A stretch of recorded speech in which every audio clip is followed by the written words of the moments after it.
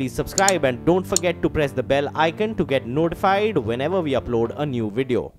To be some recovery which was coming on, but well, that's disappeared. 160 points lower on the Nifty, 10,857, 1.5% full cut. The mid-cap index is down 3.4%. The Nifty Bank is down 550 points. That's about 2% cut coming in there.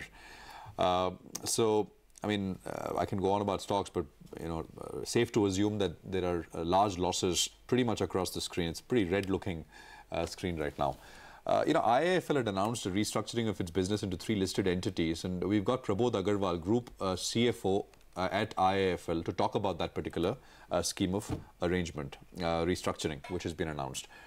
Prabodh, thanks very much. Great to have you with us here. Thank you. Before I get to the restructuring, and we will talk about that, I mean, I can't not ask you what's really going on. What has really changed in terms of, I mean, you're pretty closely, your group and business is pretty closely front-facing capital markets in many ways. What's really happened post the budget and what you're seeing? So the way I read it is that the market was actually looking for an excuse for correction. We all were of the view that the buoyancy was a bit too much, and at some point of time there will be a correction. We didn't know what the trigger could be, and therefore this budget has become the trigger for a market correction, which was anyway overdue in my view.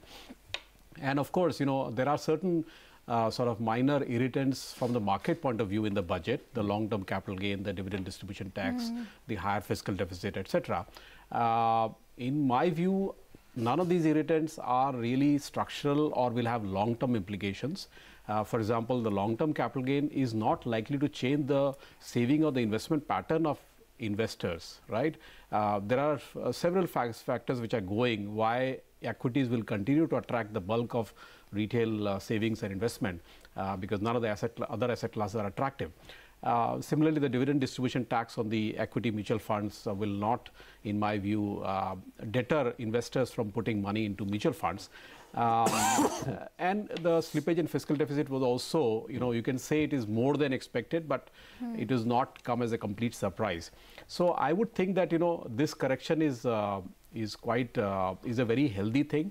The financials which had rallied significantly, if you look at any financial, NBFC, private banks, they had rallied so much that now if a correction is happening, I think that's healthy. Anyway, the environment for, given the fact that interest rates are hardening in the secondary market, that also has a bearing not only on the financials but also on the valuations. Your PE now should be lower technically, and therefore I would take that as as a healthy thing, and the markets will stabilize over a period of time. Okay, let's talk about your NBFC business, because that obviously is impacted by what's happening with the yields as well and the hardening that we've seen. This quarter, how much of an impact did you see in terms of your cost of funds as well as your net interest margins, and what might your outlook be going forward? Sure. So our average cost of fund is about 8.4%. And incrementally, we are now borrowing at about 8 to 8.1%. So this is a 10 to 20 basis point rise compared to the last quarter. But our incremental cost of fund is still lower compared to our average. So I don't see my average cost of fund rising for the next 2-3 quarters. What has happened is that bond yields have hardened by 50 to 70 basis point in the last 4 months, and therefore, our borrowing through NCDs will become that much more expensive. A few banks have also raised their MCLR by about 5 basis points. So, about 35–40% of our borrowing comes from banks. So that will also rise over a period of time. Commercial paper rates have also hardened. So all 3 avenues of borrowing have hardened, and therefore, we will see cost of fund rising. We will have to pass on this to our customers at some point of time, although I think that is maybe 2–3 quarters away. But do you expect the environment to get more challenging in terms of, say, competition, even further rise in yields? See, the environment, yes, what happened is the last 2–3 years has been extremely good for us, both in terms of, liability side and on the lending side. On the liability side, their liquidity was abundant and we were getting funds at very, very competitive rates. I'm talking about NBFCs and HFCs generally. And, now that is hardening, of course, we'll have to deal with this, hardening this environment. And on the lending side, I believe there is enough opportunity still there. where PSU banks have their own constraints, and therefore private banks and NBFCs, especially the nimble, smaller, focused NBFCs and HFCs, will continue to see a strong growth. Before I come to restructuring, and I promise I'm just coming to that in a bit, this entire long-term capital gains, you think a lot of stock is hitting the market because, pre-IPO placement, promoter stock, etc. That kind of stock will hit the market. Non-STT paid gets no exemption, basically. Yeah. So you think that is happening with what we're seeing in the market? Possibly. The thing is that this is something which we are learning, and immediately after the budget, the assessment, our own assessment, was that there is no reason for a fresh selling, say from January to March or January onwards, because your cost is anyway is locked in as of 31st January cost price. But now that some clarifications are coming in that this new tax is only applicable from the 1st of April. 1st April, and therefore this selling is happening. And as you rightly say, because at least non-STT paid stock could be coming, but also people could be looking to book their other gains. Yeah. Just talk to us about what the restructuring essentially will achieve at IIFL. What do you aim to achieve via the restructuring? More focused, more... Yeah, so what we are doing is that we are actually dismantling the conglomerate structure, and we are organizing the 3 businesses into individual businesses. So if you look at, many conglomerates in the manufacturing sector have been similarly reorganized, which was considered to be a natural thing because the conglomerate structure was not liked by the stakeholders. Now in the financial services sector, we don't consider these as a bad thing, because what we believe is that any financial services has some synergy with other financial services, and therefore we have some of these financial conglomerates.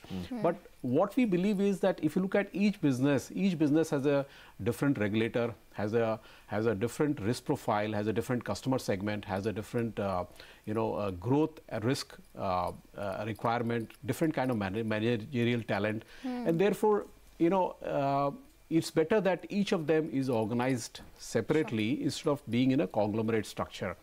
We believe that the 3 businesses that we have, the NBFC, the wealth management, and the capital market, have achieved critical size, and therefore we can separate them, make them independent, which will allow them to be scrutinized by the public, by the media, by the analysts, and will allow them to grow to their full potential. All right, Mr. Agrawal, we're going to wrap it up on that note, but we're definitely going to touch base to have a more detailed conversation about the restructuring of the business. Well, for the Nifty, we're currently at around 10,853. We're down around 1.5%. And just to put things into perspective from the broader markets, yes, we have recovered from the day's low, but a lot of stocks continue to be pressured. So PC Jewelers, for example, has recovered. It's down only around 22% as compared to that 50% fall that we had seen earlier. Just Dial still down around 12.5% testing its 200 or 200-day moving average at this point in time. The market is down 160 points, so there is no real recovery in that sense. So 1.5% odd cut coming in there. Mr. U.R. Bhatt is Director at Alton Capital Advisors. He is joining us right now. And I think Mr. Bhatt can safely tell us, I told you so, right? I think the last few times you were on, you've been cautious.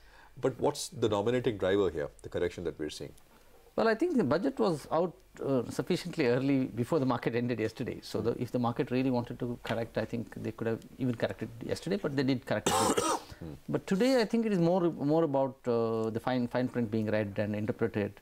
But I don't know why it should really be, such a bad market today, because basically it looks like as if the market needed an excuse to get corrected, because the market was at such lofty levels that it had to correct, and I think this is a good enough reason for them. Long-term capital gains, even though I think grandfathering is a masterstroke, but still I think people are not exactly happy with the idea of paying any tax at all. But is that the big driver, you think? I mean, that is causing this sell-off, immediate sell-off? That is an excuse. I don't think that is a good enough reason, but that is an excuse, because see, the way especially mid and small cap stocks were trading at dramatic sort of premium to the large cap stocks, it was certainly not sustainable. And it's always the case that whenever there is a shock, I think the ones which are heavily valued without very good reason, they are the ones that will correct, and that is what is happening today. I don't think to someone who has been in the market for a long time, this is a big surprise. Mr. Bhatt, there's quite an huge assumption in terms of the GST collections for FY19, and that's one of the reasons why we're going to see those revenue targets met. Do you think that's plausible? Well, I think it is possible, because the fact is last year July was a complete write-off, because there was neither excise nor GST virtually. So whereas this year we'll at least have that 12 months, one. And second, if you really see, people are getting used to GST. It took quite some time for people to properly file the returns and compute it properly. And as the finance minister said, that they've still not gone into this evasion. Who are evading GST, they have not gone into that. They're still saying that voluntary compliance, and voluntary compliance is increasing. But when you have some sort of action on evasion, then I think most people will comply. So I think there is an upside to GST, no doubt about it. How are you approaching NBFCs as well as financials in the context of rising yields? Well, that is certainly going to be an issue, but I think if someone is better positioned than banks, it is the NBFCs, because they will be able to negotiate this much better, and because they are also very, quite a lot of their funding is not necessarily through bonds, it is through bank finance, and they can always negotiate with banks. They have, because banks, there is hardly any credit offtake, so therefore banks are big financiers of NBFCs. So I think they have the muscle to negotiate and get better terms from banks. So while there will be an impact, I think NBFCs will probably less impacted than banks. I just want to highlight the stock which is at the bottom of the screen. This is PC Jewelers, and I think PC Jewelers from the lows has come up about almost 30%, because I think the stock had basically almost halved. So I think the low was 218 rupees or so. It's at 398. So that's a big move. It is still down 18, but it was down, as I said, almost 50.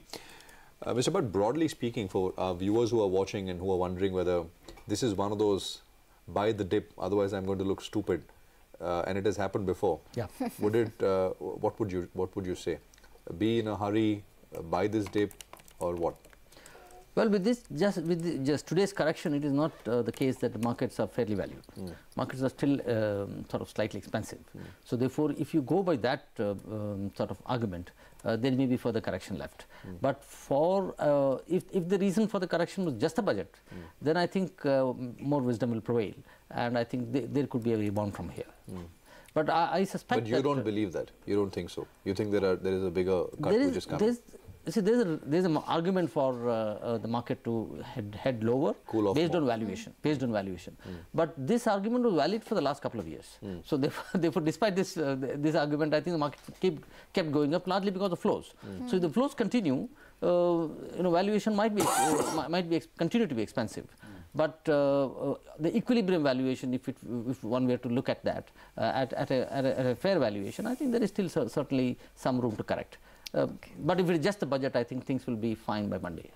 Okay. All right, Mr. Bhatt, we'll take that piece of advice into cognizance. So if it's just a budget correction, then hopefully it should be done by Monday. So we'll come to know. Bajaj Finance reported what was quite a robust quarter, with assets under management up over 35% on a year-on-year basis. We have Rajiv Jain, the MD of the company, joining in to discuss the company's Q3 performance. Mr. Jain, hi. Thank you very much for joining in. Well, before we get talking about what happened with the company's Q3 performance, I just wanted to ask you about what your outlook would be in terms of the cost of funds for the company, considering the kind of hardening that we've seen for the 10-year. Yeah, so clearly things have, the G-Sec yields have really run up in the last 4 months very rapidly. I've always said that we as a company believe in running a well-managed ALM. So we are well positioned relatively, or better positioned relatively, to manage this degree of rise. We do share in our investor presentation our behavioralized maturities. company is very well positioned is all I would say to manage the rise that we've seen in the GSEC yield in the last 4 or 5 months. Mr. Jain, you've seen some stress in the auto finance business, right?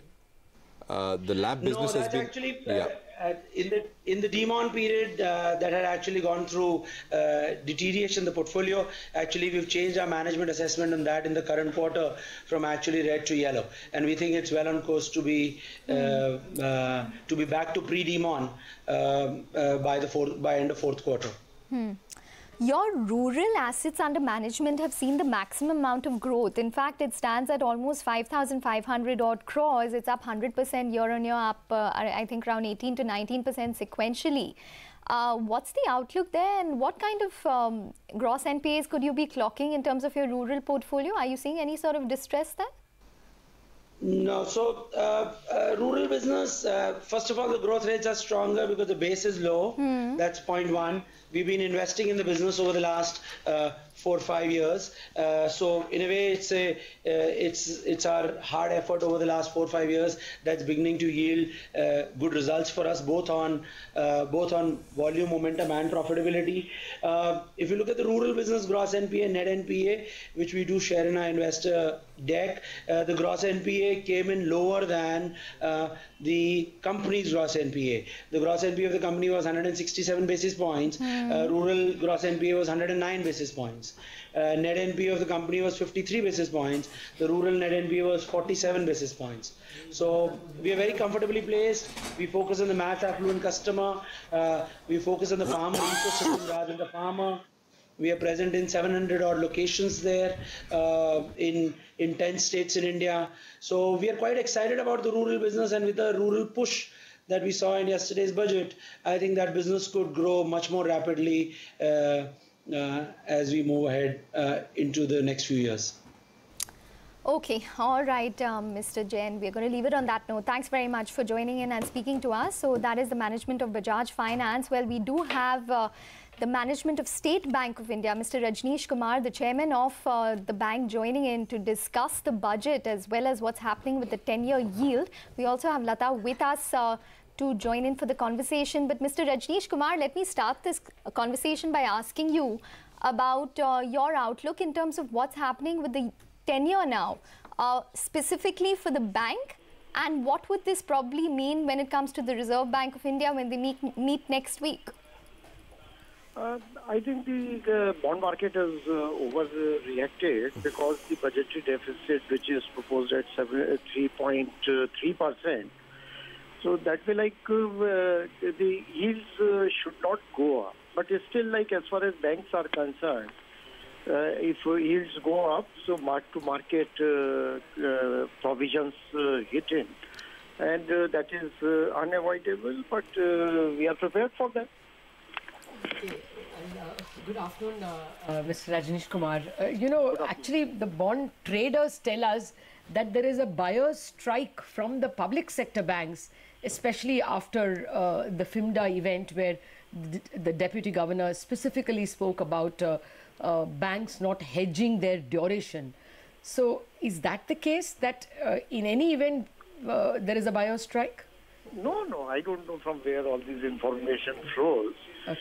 But for correcting the duration, only thing I can say is that availability of short-dated papers also has to be there.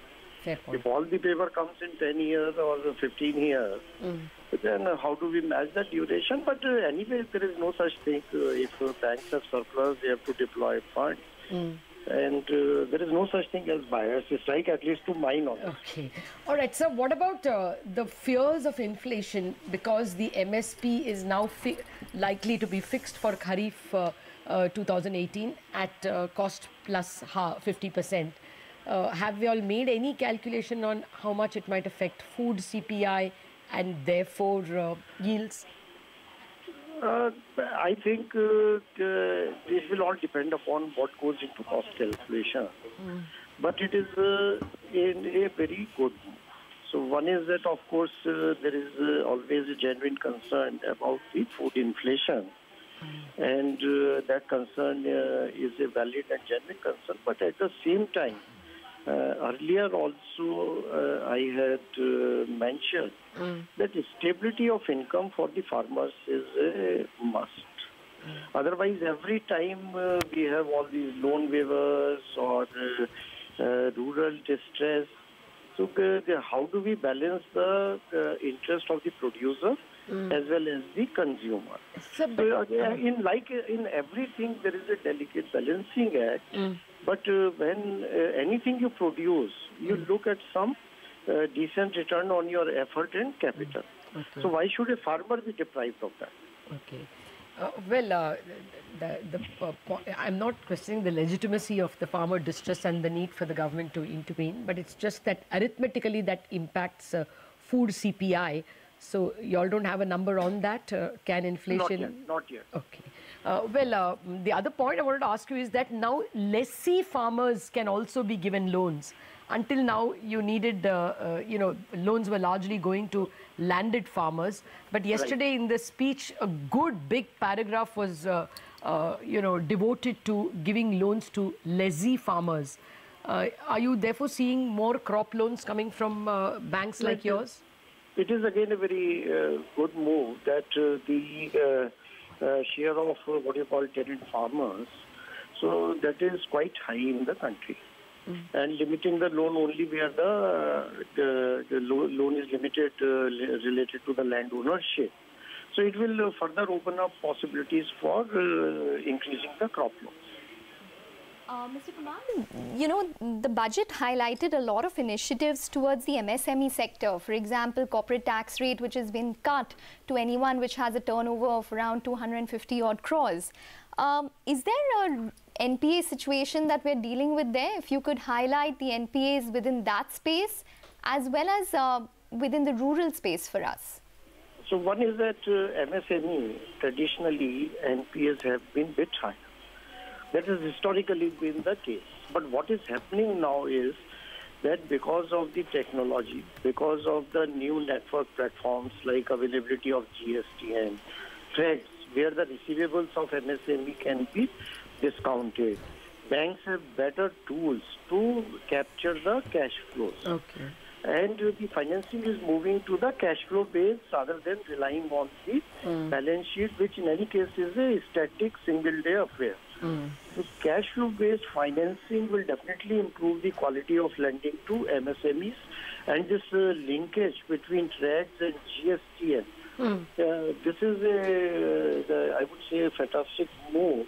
And once you have the receivable discounting facility on trades and data is available on the tax page, so the MSME financing will become much safer. Sir, but this trades thing is now, is it mandated? Because, this was indicated by the Reserve Bank long back, and now the finance minister has put it in his speech. But will PSEs come and list on the trades? When are we going to see it functional?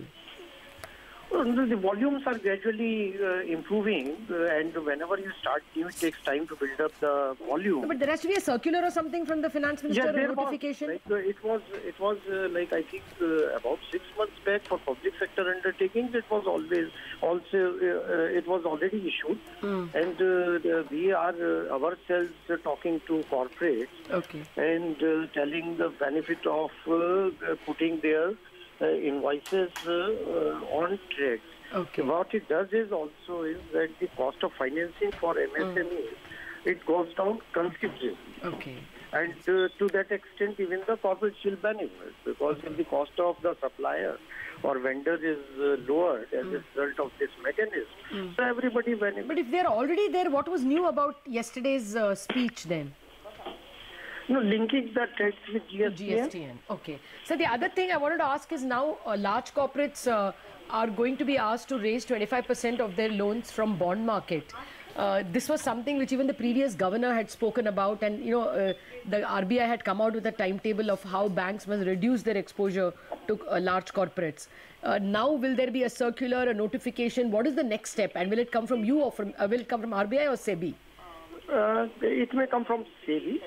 And as far as the rating is concerned, another change is about that A-rated corporates will be now able to access the bond market. Again, it is a welcome move where the large corporates, although in terms of yields, we may get impacted as compared to the loans. But I am very happy about development of... This will require a finance ministry notification, the corporates, the bringing down the investment of EPFs and insurance companies, right? To A from AAA, from AA. Yeah. The notification has to come from finance ministry or IRDA? No, that is a separate issue. Like as far as the regulator is concerned, IRDA, like what will be the investment criteria they will issue, that is entirely a different issue. Okay. Finally, I wanted to ask you, Mr. Rajneesh Kumar, what might bring back buying to the bond market, you think? What can bring back buying to the bond market? Yeah, I mean, there are no buyers at the moment, like we have been seeing, the yield went to 7.88 actually, 10 year. Right. So some softening of the yields will bring them back to it. Okay. All right, Mr. Rajneesh Kumar, thank you very much for joining us with your thoughts, sir. Back to you.